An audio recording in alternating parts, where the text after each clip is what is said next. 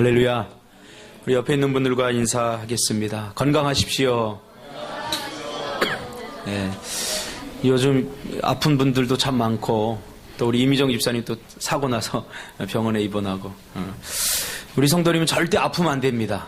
네. 우리는 인원이 적기 때문에 한 사람 빠져도 딱 티가 나기 때문에, 오늘 왜 그 세 분이 안 나오셨네요? 연휴라서, 참 앞으로 연휴가 없어질지어다.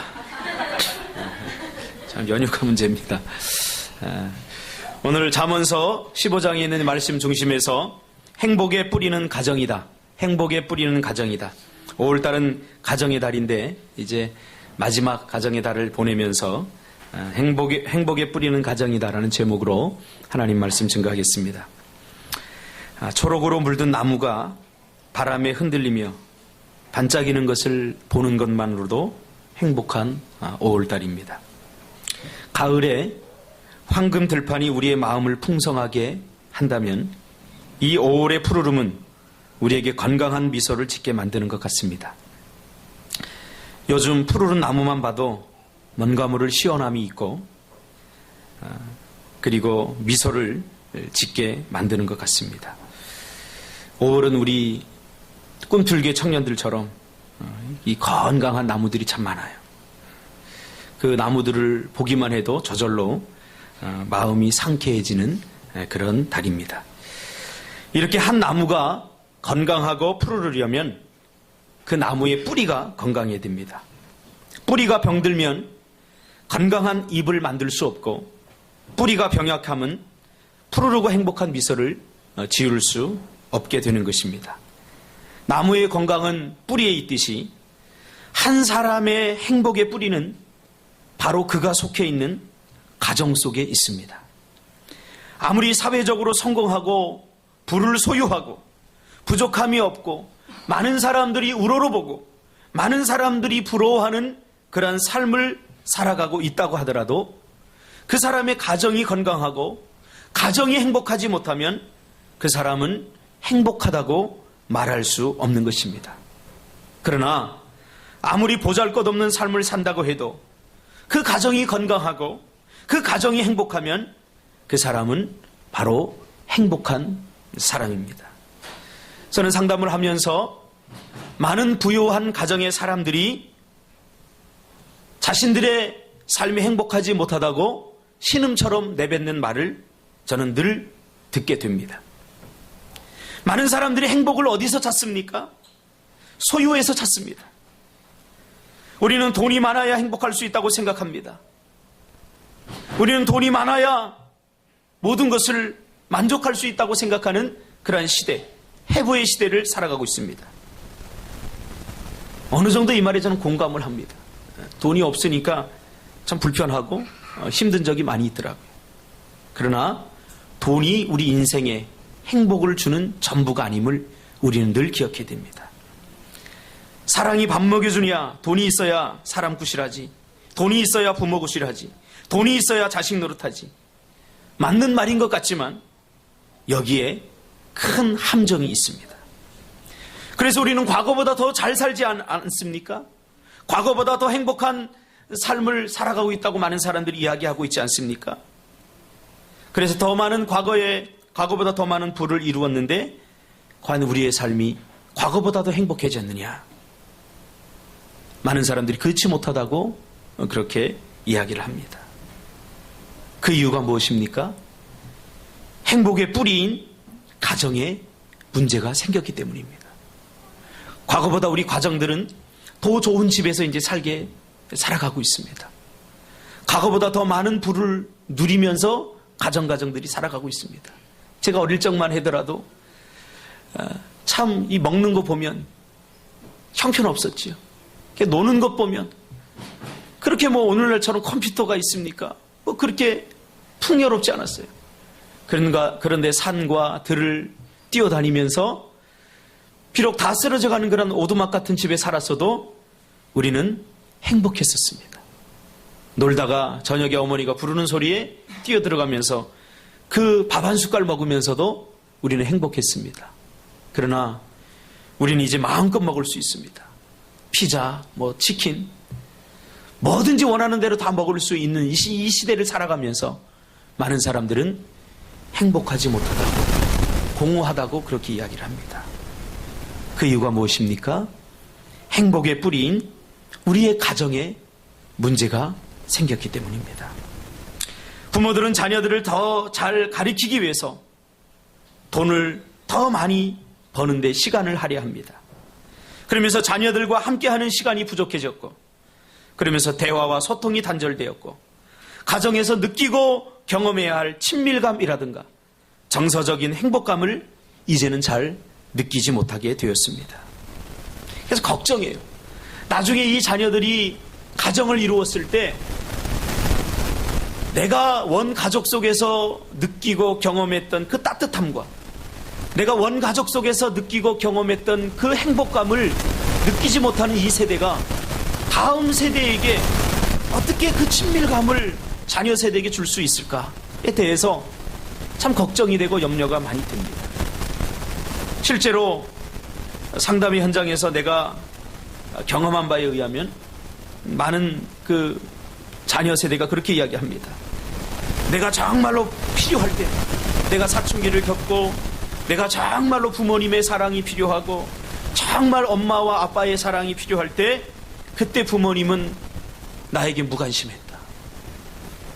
내가 그렇게 많은 사인을 보내고 내가 고통스럽게 철저히 절규할 때 부모님들은 나에게 철저히 외면하고 돈 버는 일에 혈안이 되어 있었지만, 이제 내가 어느 정도 그것을 극복하고 나자 이제는 우리의 삶에 이렇게 해라 저렇게 해라 그렇게 말하는 것을 보면서 부모님에 관해서 저항하는, 왜 이제 와서 참견하느냐 이렇게 말하는 것을 제가 많이 듣고 가슴이 아픈 적이 한두 번이 아닙니다. 돈보다 더 중요한 것이 있습니다. 결국 가정입니다. 우리가 사회적으로 또 인생에 많은 성공을 했다고 할지라도 가정의 행복을 잃어버린다고 한다면 그 사람은 과연 성공했다고 말할 수가 없습니다. 우리가 잘 아는 몇 해 전에 있었던 9.11 테러 당시에 그 비행기가 그 빌딩을 향해서 달려가는 그 짧은 순간에 야, 이제 모든 것이 다 끝났구나. 그러면서 많은 사람들이 그 마지막 순간에 모두가 한결같이 떠오른 공동체가 있는데 뭡니까? 바로 가정이라는 거예요. 가정. 남편들은 아내를 떠올리고 자기 자녀들을 떠올리면서 그렇게 말하지 않았습니까? 내가 더 사랑해 주지 못해서 미안하다. 나는 이제 여기서 죽는다. 그 자녀들을 향해서 내가 사랑했다. 아빠가 더 너와 놀아주지 못해서 미안하다. 너의 아픔과 고통을 이해해 주지 못해서 미안하다. 많은 사람들이 그 마지막 순간에 결정적으로 떠올린 것은 바로 가정이라는 사실입니다. 이번에도 저희 이모부님이 소천하시면서 그 마지막 순간, 제가 보니까 며칠 못 사시겠더라고요. 그 마지막 순간에 자꾸 아들 보고 싶다고, 딸 보고 싶다고, 손녀들, 손자들 보고 싶다고. 근데 이 자녀들은 잘 몰라요. 잘 몰라요. 계속 그렇게 거듭거듭 이야기하는데도 자녀들이 잘 병원을 찾지 않는다고. 그러면서 이모부님이, 그 이모님이 서운해하는 그 이야기를 저한테 하는 걸 제가 들었습니다. 많은 사람들이 가정의 행복을 원하면서도 어떻게 해야 가정이 행복한지 잘 모릅니다. 제가 그랬어요. 저는 행복한 가정을 꾸리기 위해서 일찍 결혼했어요. 왜냐하면 저희 아버지가 일찍 돌아가셔서 저는 아버지가 없는 가정에서 살았는데, 저는 빨리 결혼해서 행복한 가정, 아들, 딸 낳고 아내에게도 참 잘해주고 이런 행복한 가정을 꾸려야 되겠다. 그래서 행복을 외치면서 결혼했는데, 결혼을 하고 나니까 어떻게 해야지 행복한 건지 몰랐어요. 행복만 외친 거죠. 행복 외쳤는데 어떻게 사는 것이 행복한 삶인지, 어떻게 하는 것이 행복한 가정을 만드는 것인지 저는 몰랐어요. 나중에 배우기 시작했죠. 겸손한 마음으로. 여러분, 우승아, 여자친구 있어? 있어? 아, 큰일 났네. 우리 몇 달 전까지만 해도 없었는데. 야, 이거 또 며칠 있다가 또 애 낳고 오는 거 아니야? 애는 결혼하고 나서 나? 그래. 자, 그러면 행복한 가정을 꾸리고 싶지? 어떤지 머리가, 헤어가 바뀌었어, 헤어가. 자, 어떻게 행복한 가정을 꾸릴 수 있어?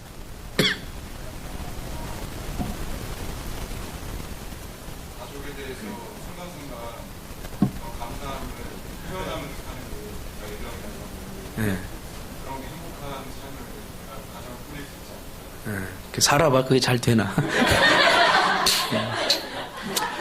근데요, 우리 우승이가 확실히 뭔가 저 은혜를 받긴 받은 것 같아요. 우리가 성경을 보니까 오늘 본문뿐만 아니라 시편에 나오는 또 에베소서 5장에 나오는 가정에 관한 여러 가지 이야기를 제가 종합해 보니까 행복한 가정을 꾸리려면 첫째로 감사해야 됩니다. 할렐루야. 감사하십시오.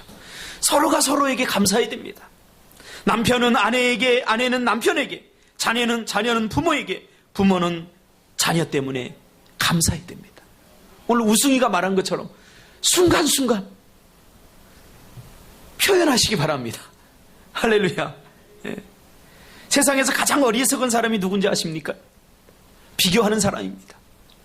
옆집의 엄마는 어떻고, 앞집의 아저씨는 어떻고, 옆집의 아들, 딸들은 몇 점 맞아오고, 특히 여자들은 내가 그때 그 남자와 결혼했어야 되는데 하면서 그때 그 남자를 아직도 잊지 못하는 여자들이 있어요. 혹시 박양숙 집사님 그렇지 않죠? 그때 그 남자를 아직도 잊지 못하고.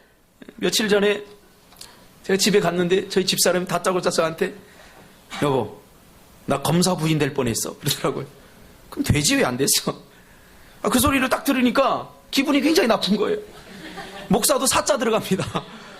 근데 뭐 의사, 뭐 검사, 이건 대단하게 쳤는데 목사 그러면 우습게 알아요. 근데 집사람이 다짜고짜 나 검사 부인 될 뻔했어. 그래서 뭘 그랬더니 학교 다닐 때, 고등학교 다닐 때 자기를 절절절 좋다고 따라다니던 어떤 남학생이 있었는데 그 남학생이 보니까 검사가 되었다는 거예요. 할렐루야. 일어나지 말았어야 될 일이 일어났습니다. 불행의 시작입니다. 지금 옆에 있는 그 사람이 내 기도의 응답입니다.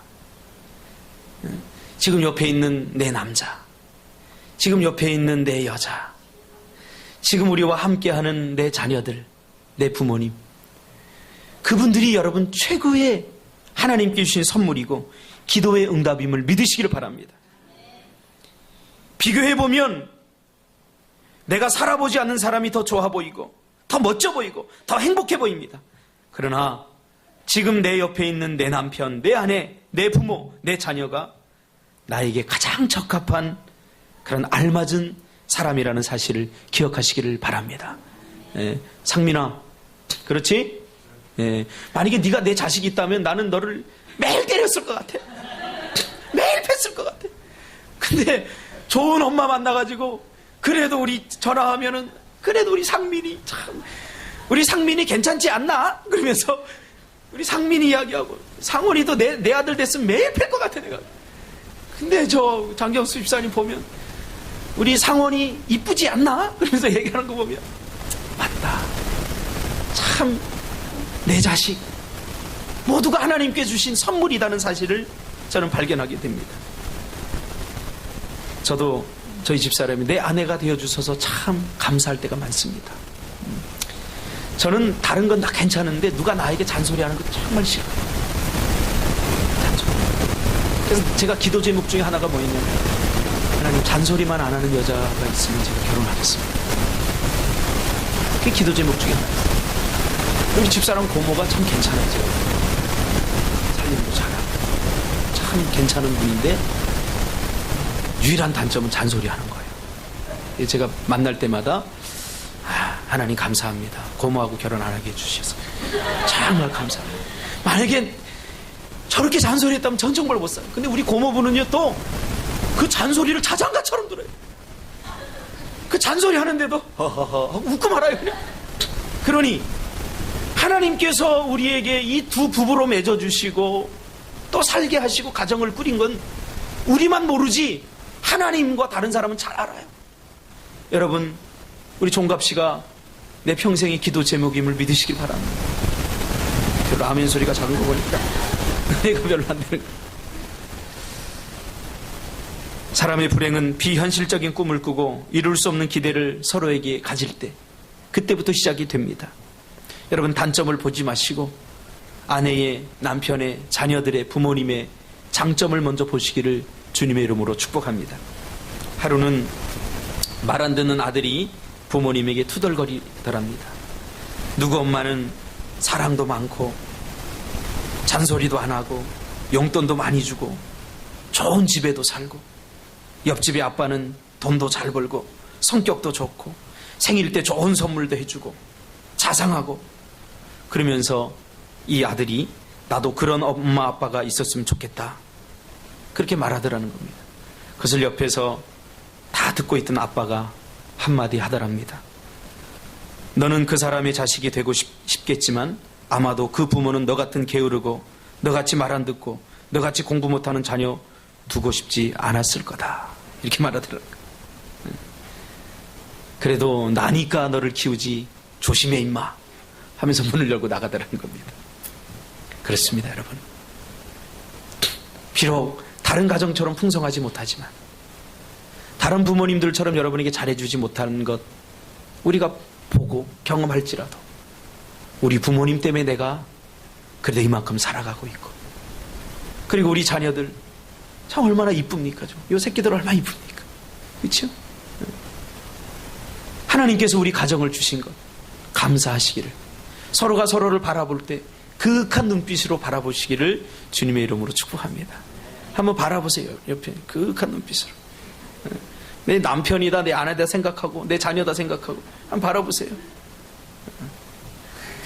정말 말 안 듣네. 안 바라보네. 정진호 교수가 쓴 치유의 꿈 루카스, 이 책에 보면 토론토 근처에 데이브레이크라고 하는 장애인 공동체인 라르시 공동체에서 일어난 아주 감동적인 두 부부 이야기를 소개하고 있습니다. 그 공동체 안에서 장애인이 서로 결혼하여 부부가 되어 살았다고 합니다. 이 두 부부는 아이를 갖기 위해서 노력을 했지만, 그러나 번번이 유산하여서 아이를 갖지 못했다고 합니다.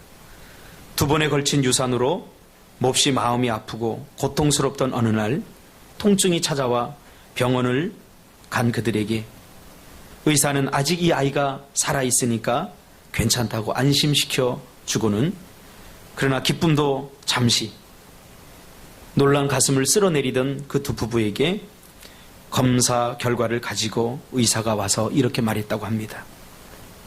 당신들의 뱃속의 아이에겐 지금 심각한 장애가 있습니다. 지금 당장 인공유산 시켜야 됩니다.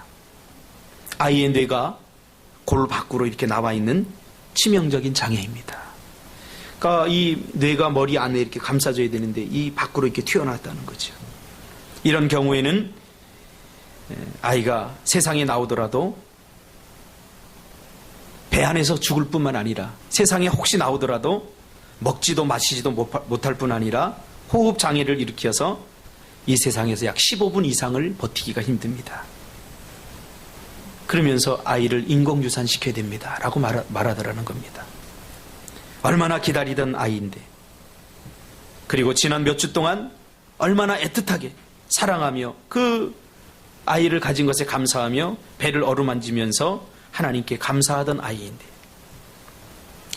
내 손으로 죽여야 하다니 도무지 그럴 수 없더랍니다. 그들은 의사에게 이 아이의 뱃속에서 이 아이를 계속해서 키우겠다고 그렇게 말했답니다. 그러나 의사는 냉정하게 그럴 수 없습니다. 만약에 그렇게 되면 당신의 목숨도 위험해질 수 있습니다.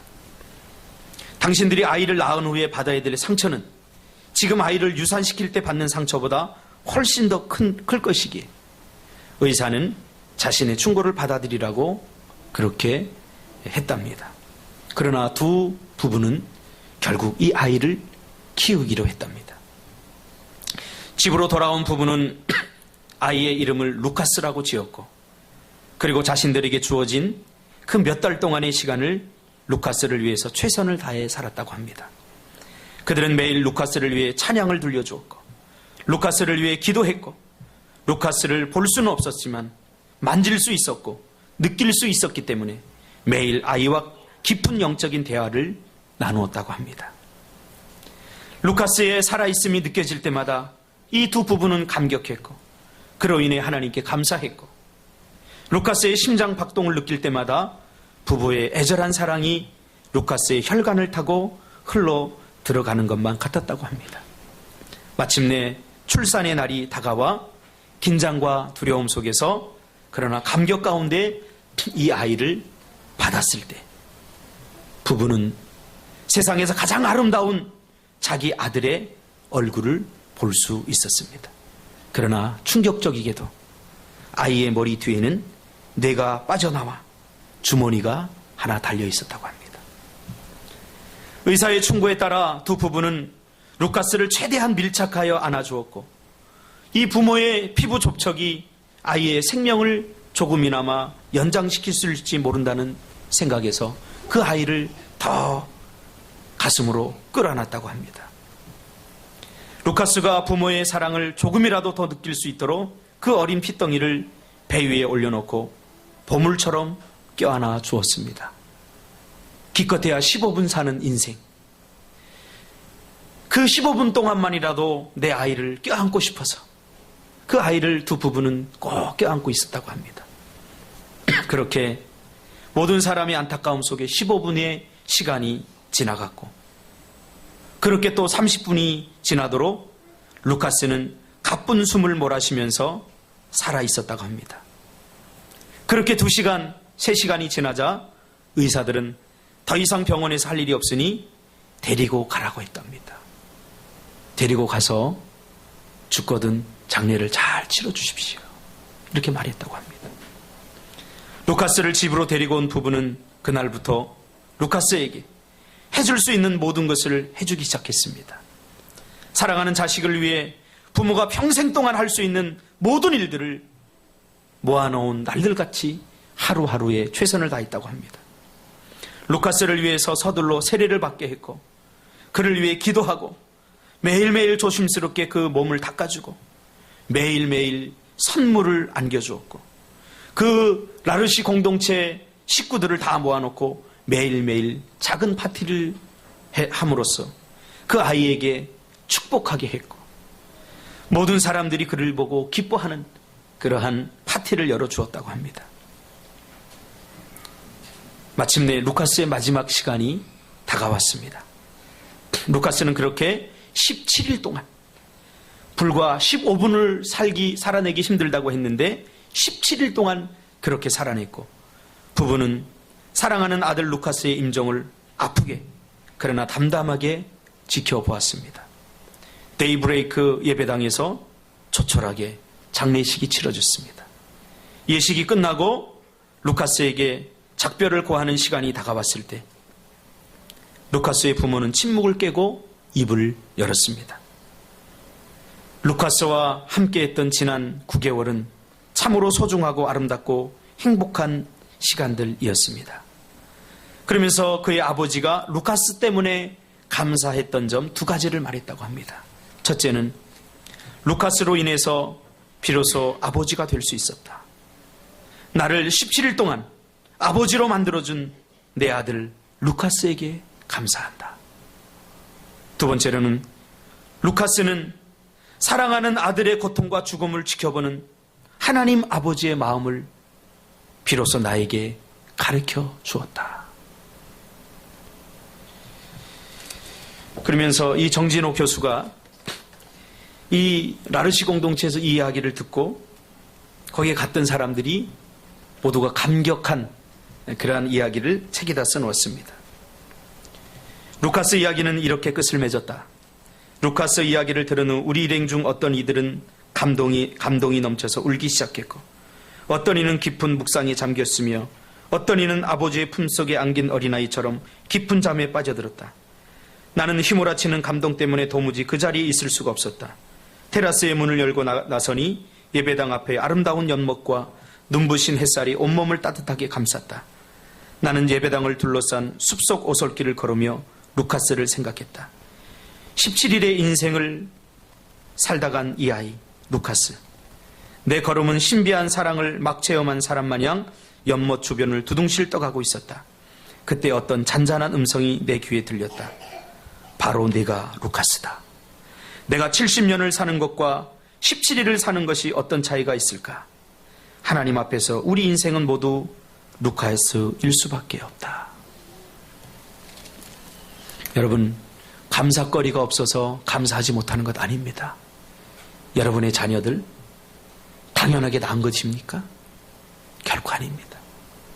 여러분의 남편, 여러분의 아내 당연합니까? 그렇지 않습니다.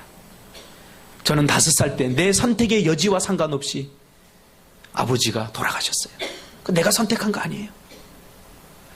그래서 제 친구가 술만 먹으면 자신의 어머니를 때리고 자신을 힘들게 하는 그 아버지를 보면서 그렇게 기도했다고 그러는데 제가 한마디 해줬어요. 하나님, 우리 아버지 빨리 술 먹고 교통사고로 죽든지 빨리 죽게 해주세요.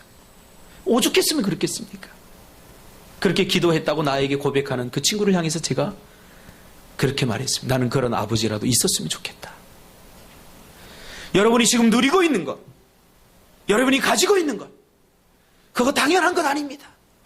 저는 한 가정에 아버지가 없어서 우리 어머니가 74세까지 평생을 살면서 얼마나 힘들고 어려운 삶을 살았는지 저는 잘 압니다. 그래서 없는 것보다 있는 게 훨씬 낫습니다. 주변에 불량자 같은 사람들이 그런 이야기를 실실 성적인 농담도 하고 나하고 같이 살자 이런 이야기도 하고 그런 것을 온몸으로 끌어안아야 됐던 저희 어머니의 그 고통스럽고 슬픈 삶을 저는 지켜보았기 때문에 한 가정에 아버지가 없든 어머니가 없든 얼마나 힘겹고 고통스러운지 저는 잘 압니다. 여러분 어머니를, 여러분 아버지를 사랑하시길 바랍니다. 그리고 감사하시기를 바랍니다. 부모님들은 자녀들을 감사하시기를 바랍니다. 두 번째로, 행복한 가정을 이루려면 권리가 아니라 의무로 다가서야 됩니다. 에베소서 5장에 보면 가정을 디자인하신 하나님께서 사도 바울을 통해서 한 가정이 행복하고 건강하려면 어떻게 하는가에 대한 가정의 시작점인 부부 사이의 관계십과 부모와 자녀 사이의 관계십에 관해서 이야기를 하고 있는데, 먼저 아내들에게 당부를 하고 있죠. 남편에게 복종하기를 주께 하듯 하라. 할렐루야. 남편에게 복종하기를 주께 하듯 하시기를 주님의 이름으로 축복합니다. 또 여자들은 남편에게 복종하기를 예수님에게 하듯 하고, 그리고 남편들은 아내 사랑하기를 그리스도께서 교회를 사랑하시고 그 교회를 위하여 자신을 주신 같이 하라 라고 말합니다. 무슨 말입니까? 서로 사랑하고 복종하라는 말입니다.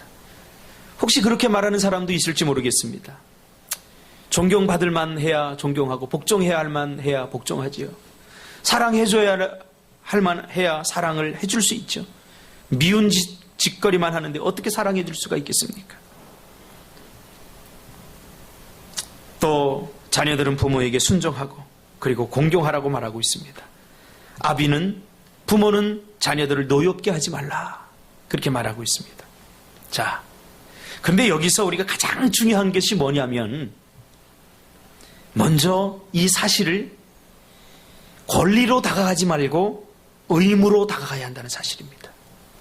즉, 내가 너에게 무엇인가를 요구하기 전에 먼저 나는 그에게 해야 할 것을, 내 역할을 제대로 잘 감당하고 있는가 먼저 물어야 된다는 겁니다. 그러니까 야, 남편들이 아내를 사랑하라 그러니까 남편들이 그렇게 말할 수 있어요. 사랑받을 짓을 해야 사랑하지. 매일 일을 벌이고 매일 싫은 짓만 하는데 어떻게 사랑할 수 있단 말이야. 그거 왜 그래? 권리로 다가가기 때문에 그래요. 그냥 있는 모습 그대로 사랑하라는 거예요.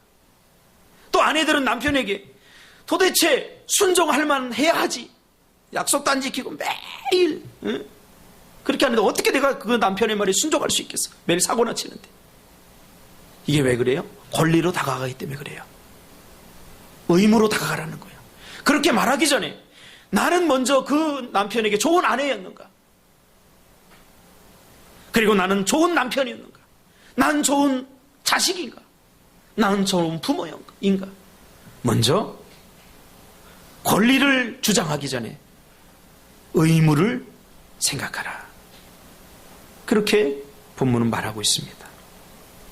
그러므로 여러분, 가정이 행복해지려면 권리를 주장하지 말고 의무로 다가가시기를 주님의 이름으로 축복합니다.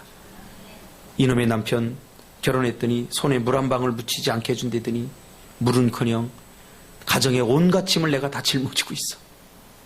그렇게 하지 말고, 그렇게 하는 순간 불행입니다. 어떻게 됩니까? 나 만나서 참 얼마나 고생했느냐.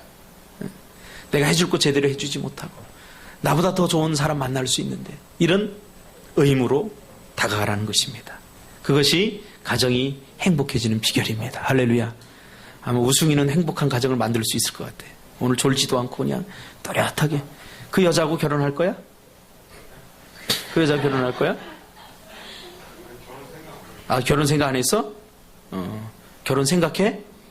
앞으로 여자를 만날 때 그냥 심심풀이 땅콩으로 만나지 마. 알겠지? 그리고 꼭 우리 교회 청년들은 결혼하기 전에 제 앞에 데리고 오세요. 그래서 MBTI 검사부터 시작해서 각종 심리 검사, 또 신앙의 연륜과 또 모든 것 다 내가 점검한 다음에, 그 다음에 이제 오케이 하면 결혼하는 거야. 혜빈아, 알았지? 상원아, 잘 헤어졌어. 너 같은 여자를 너 남자를 못 알아보는 여자는 빨리 헤어지는 게 좋아. 그렇지, 세강아? 예. 시편 127편에 보니까 여호와께서 집을 세우지 아니하시면 세우는 자의 수고가 헛되다고 말하고 있습니다. 여러분, 우리 꿈틀교회 성도들은 오늘 이 말씀을 가슴에 꼭 담고, 누가 모릅니까? 다 알지만 안 되는 걸 어떻게 해요? 제발 이런 소리 하지 마세요. 하시기 바랍니다. 할렐루야. 할 때 기적이 일어나요.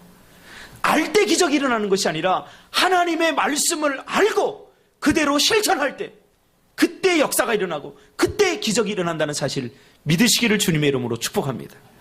그래서 우리 꿈틀교회 온 가족들은 모두가 웃음꽃이 날마다 피어나는 그러한 행복한 가정이 되기를 주님의 이름으로 축복합니다.